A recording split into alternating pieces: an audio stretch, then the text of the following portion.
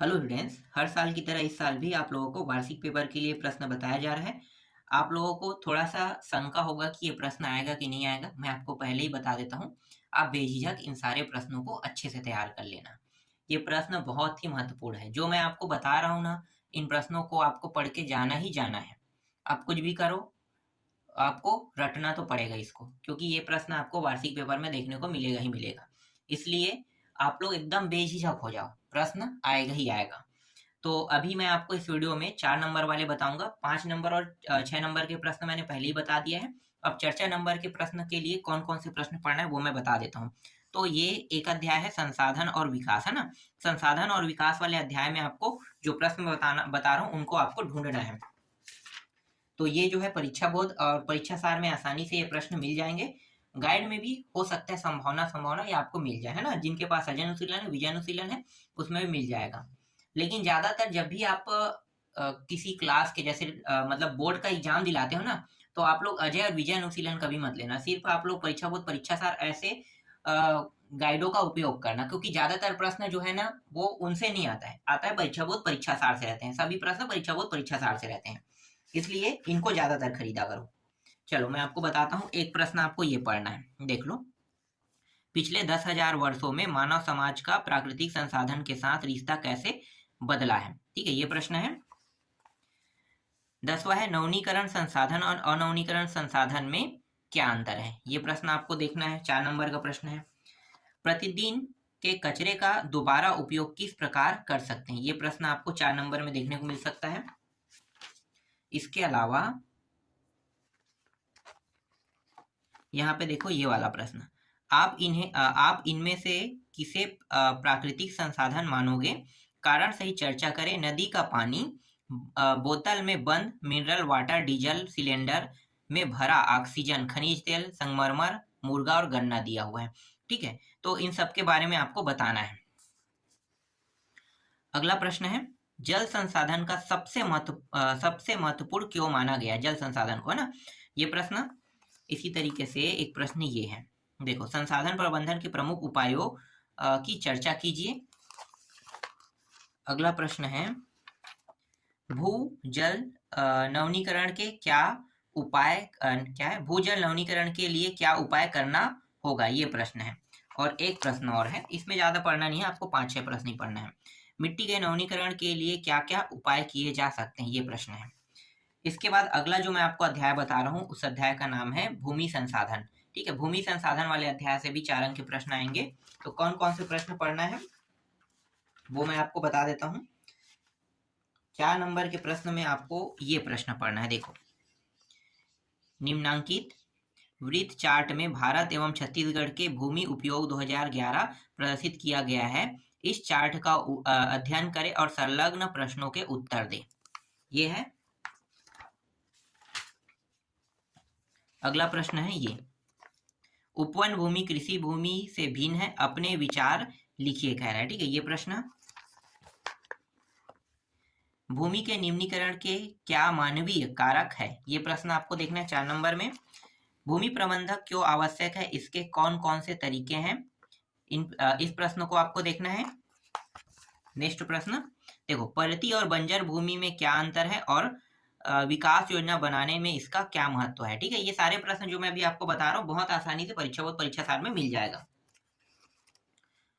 अगला प्रश्न है, भू अधिग्रहण अधिनियम 2023 पर प्रकाश डालिए, क्या है। ये प्रश्न है।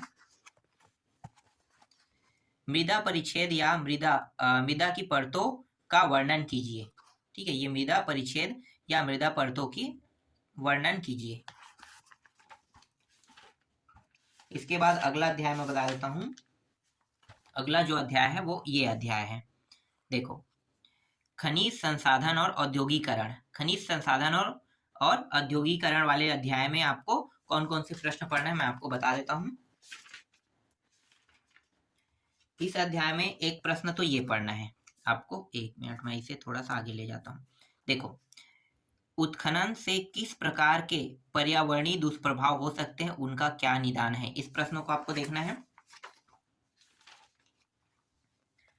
अगला प्रश्न है, औद्योगिकरण के लाभ। अगला है हुगली हुगली औद्योगिक प्रदेश में औद्योगिक विकास के प्रमुख कारण कौन कौन से हैं, ये प्रश्न। नेक्स्ट है, भारत में कोयला उत्पादन का विवरण दीजिए। इस प्रश्न को आपको पढ़ना है। उत्खनन से कौन कौन सी समस्या उत्पन्न होती है, विवरण दीजिए। यहाँ पे देखो, हाल दिया है, बाल्को दिया है, HMT दिया हुआ है, HTL दिया है, इसका पूरा नाम बताना है। तो जैसे कि यहाँ पे दिया हुआ है, इनको देख लेना। पन बिजली और ताप बिजली में अंतर बताना है ना, तो पन बिजली ताप बिजली में भी अंतर आपको अच्छे से तैयार कर लेना है। और इसमें कौन कौन से प्रश्न हैं, बहुत ज्यादा प्रश्न मैं आपको नहीं बताऊंगा। देखो, एक प्रश्न ये है, सरकार ने नई औद्योगिक नीति में मुख्यतः कौन कौन सी नीति अपनाई है, ठीक है, ये प्रश्न आपको देखना है। और कोई प्रश्न है क्या इसमें? हाँ, एक प्रश्न और देख लेते हैं, ये और ये। देखो, ये वाला प्रश्न, विदेशी कंपनियों को खनन उद्योग में प्रवेश करने देने से क्या लाभ और हानियां हो सकते हैं? उत्खनन से पूरे देशवासियों को लाभ हो, केवल कुछ निजी कंपनियों को नहीं, इसके लिए क्या किया जा सकता है, ये प्रश्न है। ठीक है, ये वाला बस इतना ही प्रश्न इसमें देखना है। और कुछ है क्या? कच्चा माल, सस्ती यातायात पूंजी है, लेकिन इतना इम्पोर्टेंट नहीं है, फिर भी चलो इसको ले लेते हैं। ये ज़्यादा इम्पोर्टेंट तो नहीं है, फिर भी ले लेते हैं। ठीक है, ये औद्योगिक अवस्थिति को प्रभावित करने वाले कारकों का वर्णन कीजिए कह रहे हैं ना, तो सब कच्चा माल क्या क्या है, ये सब चीज देख लेना। ठीक है, नेक्स्ट अध्याय जहाँ से आपको 4 अंक के प्रश्न देखने को मिलेगा वो है मानव संसाधन। मानव संसाधन वाले अध्याय में कौन कौन से प्रश्न पढ़ना है, मैं आपको बता देता हूँ।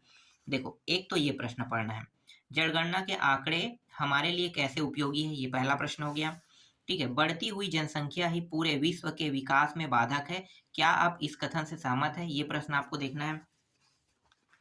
किसी देश में लिंगानुपात कम होने पर क्या होगा, ये प्रश्न। सन 2011 में भारत का लिंगानुपात, एक मिनट, ये नहीं है, ये प्रश्न छोड़ देना, इसको देखना है। भारत में पुरुषों की तुलना में महिलाओं की साक्षरता कम है, इसके क्या कारण है, ये प्रश्न आपको पढ़ना है।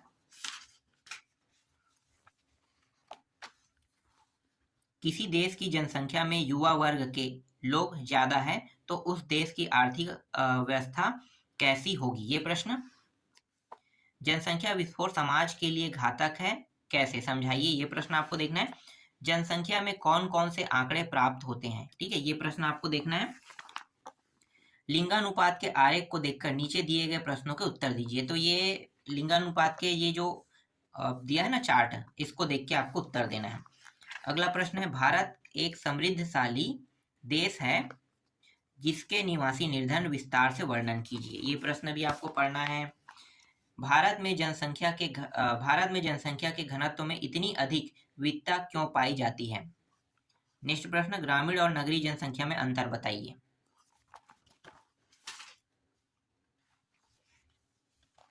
और भारत की जनसंख्या नीति के प्रमुख विशेषताओं का वर्णन कीजिए। चाहो तो इसको पढ़ सकते हो, जरूरी नहीं है, ये इतना इंपॉर्टेंट नहीं है। इसी तरीके से ये भी इंपॉर्टेंट नहीं है, इसको भी छोड़ सकते हो। जनसंख्या के असमान वितरण से क्या कारण, ठीक है, इसको चाहो तो छोड़ सकते हो। अगर आपके पास समय है तो जरूर पढ़ना, पर समय नहीं होगा तो छोड़ देना। इसके बाद 4 नंबर के आने वाले अध्याय को मैं बता देता हूँ, प्रथम विश्व युद्ध। प्रथम विश्व युद्ध से भी 4 अंक के प्रश्न आने वाले हैं। तो 4 अंक के प्रश्न में आपको कौन कौन से प्रश्न पढ़ना है। एक तो ये है, डार्विन के सिद्धांत को किस प्रकार राजनयिकों के दुरुपयोग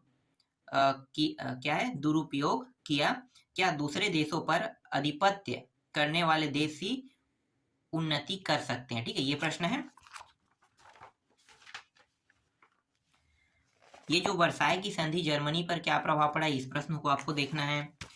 जर्मनी की महत्वाकांक्षा प्रथम विश्व युद्ध को भड़काने में उत्तरदायी थी, स्पष्ट कीजिए, इस प्रश्न को देखना है। इसके बाद ये दीर्घोत्तरी प्रश्न क्रमांक में दिया है ना, ये सैनिकों की दशा सुधारने के लिए क्या कदम उठाए जा सकते हैं, इस प्रश्न को पढ़ना है।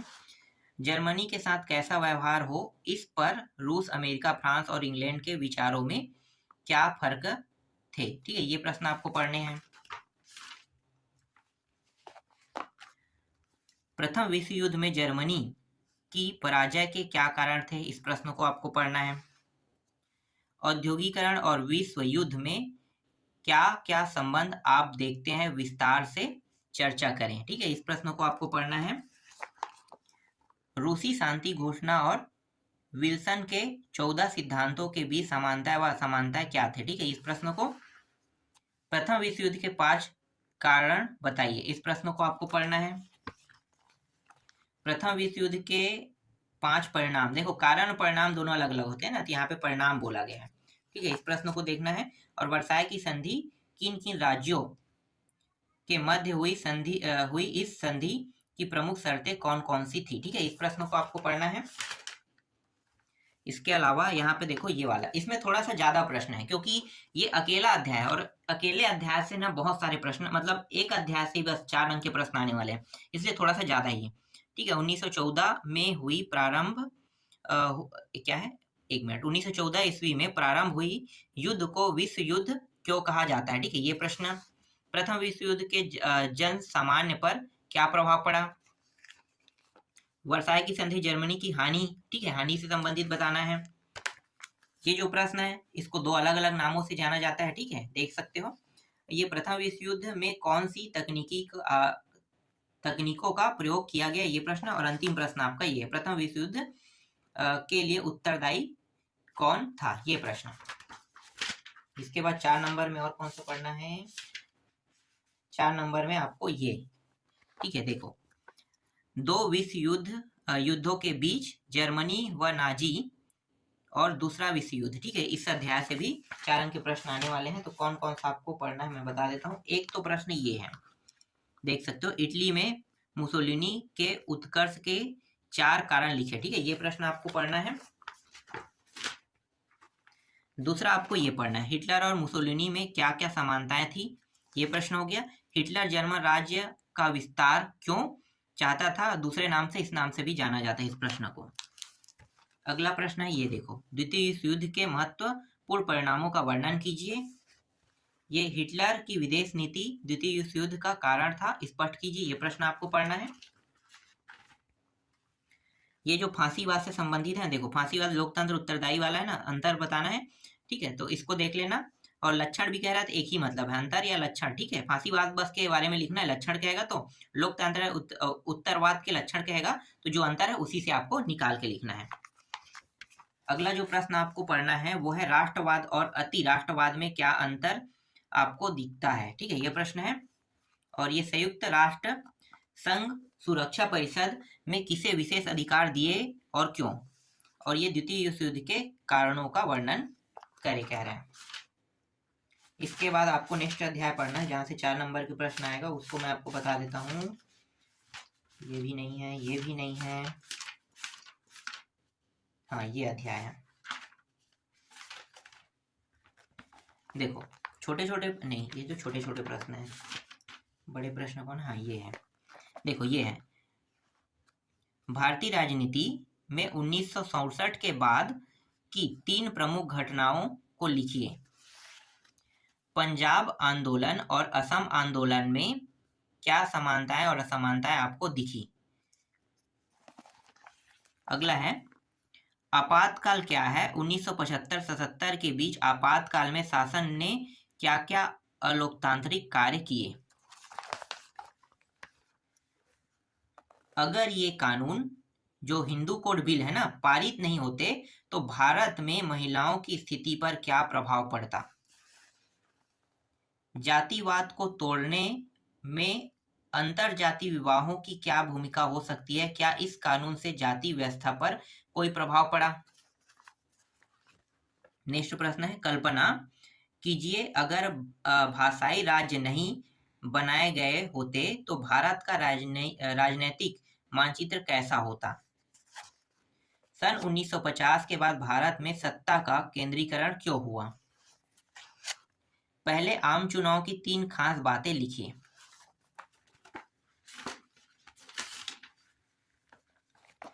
और ये पहले आम चुनाव की 3 व्यवस्था लिखे कहेगा ना, तो ये दोनों मिला के आपको देखने को मिल सकता है, अभी जो मैंने प्रश्न बताया वो उससे। ठीक है, इसके अलावा आपको ये आपके मत में हमारे लोकतांत्रिक राजनीति के सामने आज क्या चुनौतियां हैं, ये प्रश्न। ये जो संविधान निर्माण प्रमुख पुनर्गठन योजना आयोग व विदेशी नीति के आधारों पर प्रथम प्रधानमंत्री की भूमिका व योगदान स्पष्ट कीजिए। ये प्रश्न है। जवाहरलाल नेहरू ने विदेश नीति के रूप में कौन कौन से मुख्य सिद्धांत स्थापित किए? ये प्रश्न। जमींदारी प्रथा की समाप्ति कहां तक लाभदायक रही? योजनाबद्ध विकास के कारण सरकार की ताकत में वृद्धि कैसे हुई थी? ये प्रश्न है। भाषा के आधार पर ही प्रदेश पुनर्गठन क्यों किया गया? कारण लिखिए। और एक प्रश्न ये है, ये अंतिम प्रश्न है। राज्य पुनर्गठन आयोग का काम क्या था? इसकी प्रमुख सिफारिशें क्या थी?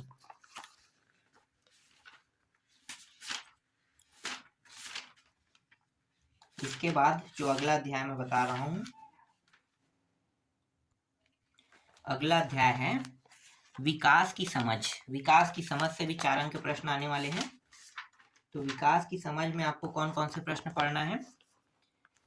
भारत की प्रति व्यक्ति आय नेपाल से अधिक होते हुए भी मानव विकास सूचकांकों में बराबर होना क्या दर्शाता है? दूसरा प्रश्न है, एक अनुच्छेद लिखिए कि भारत को कैसे विकसित किया जा सकता है। अलग अलग समूह के कुल उपभोग व्यय से हमें क्या पता चलता है? क्या यह महत्वपूर्ण संकेत है? महिलाओं की बेहतर शिक्षा के लिए और क्या क्या उपाय करने चाहिए? अपने विचार लिखिए। ऐसे उदाहरण सोचिए जहां, ये प्रश्न आप चाहो तो छोड़ सकते हो, ठीक है, इतना महत्वपूर्ण नहीं है। विकास की समझ पाठ में दिए गए संकेतों, ये भी प्रश्न इतना महत्वपूर्ण नहीं है, ठीक है। अगला देखते हैं। आय के असमान वितरण का क्या असर पड़ता है? चर्चा कीजिए। आप अपने विद्यालय के विकास के लिए क्या क्या संकेत निर्धारित करेंगे? ये प्रश्न। ये अभी जो मैंने 4 प्रश्न बताए ना, इतना महत्वपूर्ण तो नहीं है, ठीक है। ये देखो, शिशु मृत्यु दर, बीमारी, खर्च, ये सब चीज से संबंधित है। ये 4 अंक के प्रश्न हैं, ये भी इतना महत्वपूर्ण नहीं है। देखते हैं अगला। आपके अपने क्षेत्र में क्रियान्वित की जा रही विकास परियोजना में क्या संभावनाएं दिखती है? क्या कोई विरोधाभास दिखाई देता है? संक्षेप में समझाइए प्रश्न है। और ये आर्थिक विकास में आपका क्या अभिप्राय है? किसी भी देश के आर्थिक विकास को मापने के लिए किन मापक सूचकों का प्रयोग किया जाता है? व्याख्या कीजिए। महिला शिक्षा के विकास के लिए उत्तम उपाय क्या क्या हो सकते हैं? ये जो अध्याय मैं अभी आपको बता रहा हूँ ना, अध्याय कौन सा है, मतलब विकास की समझ, तो चाहो तो आप यहाँ से पूरा 4 नंबर के जो प्रश्न बता रहा हूँ उसको पढ़ सकते हो, या पूरा का पूरा इस अध्याय को ही छोड़ सकते हो। बहुत कम चांस है कि यहाँ पे जो मैं प्रश्न बता रहा हूँ यहाँ से आए, क्योंकि इससे मिलता जुलता 2-3 अध्याय है, तो उन 2-3 अध्यायों से ज्यादातर प्रश्न उठाने के चांसेस है, ठीक है। चाहो तो आप छोड़ सकते हो, आपके पास समय होगा तो जरूर पढ़ना, है ना। अगला प्रश्न क्या है? उद्योगों की स्थापना के लिए कौन कौन से सार्वजनिक हितों का ध्यान रखा जाए? ठीक है, ये प्रश्न है। इसके बाद और कोई अध्याय बचा है क्या? देख लेता हूं। एक अध्याय बचा है ना, 1 मिनट, कौन सा अध्याय? ये है, देखो, सरकारी बजट और कर निर्धारण। इस अध्याय से 4 अंक के प्रश्न कौन कौन से आएगा वो मैं बता देता हूँ, फटाफट बताता हूँ।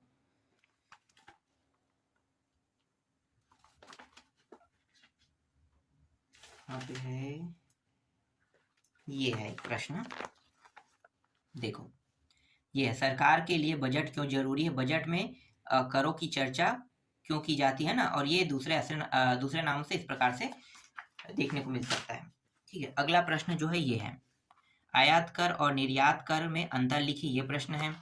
सरकारी सार्वजनिक सुविधा क्यों उपलब्ध कराती है? ये प्रश्न है। नेक्स्ट है, ऐसे सार्वजनिक सुविधा की सूची बनाइए जिनका सामूहिक रूप से उपयोग होता है। क्या आपको लगता है कि हर व्यक्ति तक यह सुविधा समान रूप से पहुंचती है? चर्चा करें, ठीक है, ये प्रश्न है। अगला है, मूल्य संवर्धित कर से क्या आशा है। उदाहरण सहित विवरण दीजिए, ये प्रश्न है। ये सरकारी बजट क्या है? बजट के 3 उद्देश्य बताइए, ये प्रश्न है। उसके बाद आपको ये सरकार के ऐसे कौन कौन से कार्य है जो गरीबी को कम करने से सीधे जुड़े हुए हैं, ये प्रश्न है। वेट किस तरह के कर चोरी को कम कर सकता है, ये प्रश्न है। और एक प्रश्न ये, कर से कर संग्रह सीधा प्रभाव सरकार के खर्च पर कैसे पड़ता है, और ये अंतिम प्रश्न है। ठीक है, ये अंतिम प्रश्न है। तो बस इतना ही प्रश्न है। इन सभी प्रश्नों को आपको अच्छे से तैयार कर लेना है। ठीक है, सभी अध्यायों को मैंने बता दिया है। अध्याय के हिसाब से आपको ये सारे के सारे प्रश्न मिल जाएंगे। तो 4 नंबर, 5 नंबर और 6 नंबर के जितने भी प्रश्न आपके एग्जाम में आपको देखने मिलेगा, वो सारे प्रश्न मैंने बता दिया।